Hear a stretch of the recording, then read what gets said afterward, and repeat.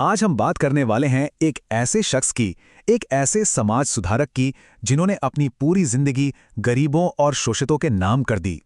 हम बात कर रहे हैं संत गाडगे बाबा की, जिन्हें लोग प्यार से जनता का संत कहते थे। उनकी सोच की गहराई को समझने के लिए चलिए उनके ही एक विचार से शुरू करते हैं। उन्होंने कहा था, अगर पैसे की तंगी हो तो हाथ पर रखकर खा लो, लेकिन अपने बच्चों को अनपढ़ मत छोड़ना।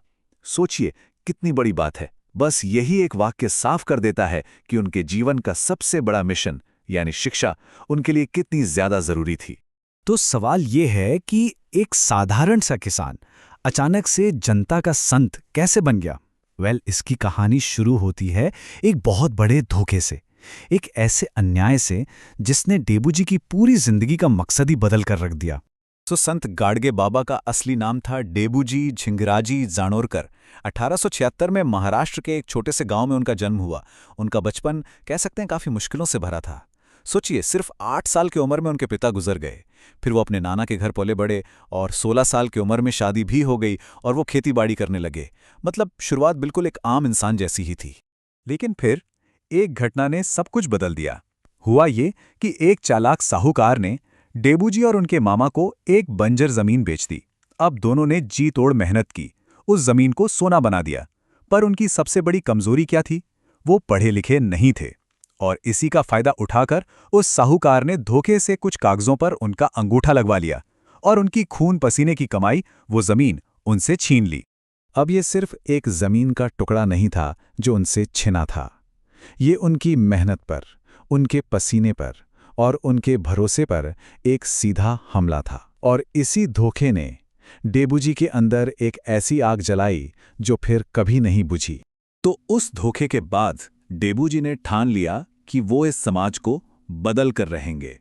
और जानते हैं, महान लोग क्रांति की शुरुआत कहां से करते हैं? अपने ही घर से। उन्होंने भी यही किया। ये किस्सा है उनकी बेटी के नामकरण समारोह का। अब देखिए, उस जमाने में रिवाज था कि ऐसे मौकों पर मांस और शराब परोसना ही पड़ता था।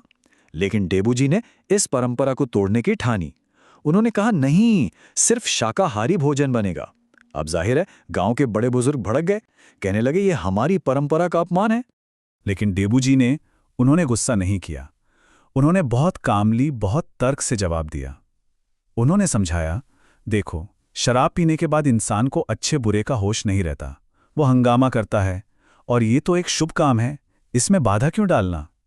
उनकी बातों में इतनी सच्चाई थी, इतनी शांति थी कि लोगों का गुस्सा ठंडा हो गया। सबने चुपचाप भोजन किया और चले गए। तो ये सिर्फ एक खाने की बात नहीं थी। ये डेबूजी के उस दर्शन की, उस फिलॉसफी की शुरुआत थी जो सिर्फ बातों पर नहीं बल्कि कर्म पर आधारित थी। तो चलिए अब उनके उन सिद्धांतों को देखते हैं जिन्होंने समाज को एक नई ही दिशा दी। देखिए, संत गाडगे बाबा मूर्ति पूजा के सख्त खिलाफ थे। उनका साफ मानना था कि भगवान किसी पत्थर की मूर्ति में नहीं बल्कि हर जीते जागते इंसान में है। उनके लिए सच्ची पूजा क्या थी? गरीबों और जरूरतमंदों की सेवा। वो कहते थे कि भूखे और लाचार इंसान के चेहरे में ही भगवान को देखो। इसी को वो कहते थे दरिद्र नारायण।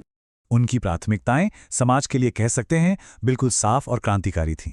वो कहते थे, मंदिर मत बनाओ, धर्मशालाएं बनवाओ, ताकि किसी गरीब को रात में सिर छिपाने की जगह मिल सके।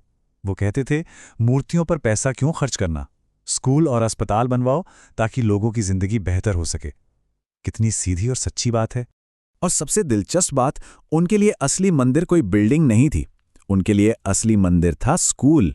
वो मानते थे कि स्कूल ही सच्चे पूजा घर हैं और वहां जो बच्चे पढ़ रहे हैं वही असली मूर्तियां हैं जिनकी पूजा होनी चाहिए। वो जानते थे कि ये जो अशिक्षा है यही सारे शोषण की जड़ है। जो उनके साथ हुआ वो नहीं चाहते थे कि किसी और के साथ हो। लेकिन क्या ये सब सिर्फ बातें थी? बिल्कुल भी नहीं।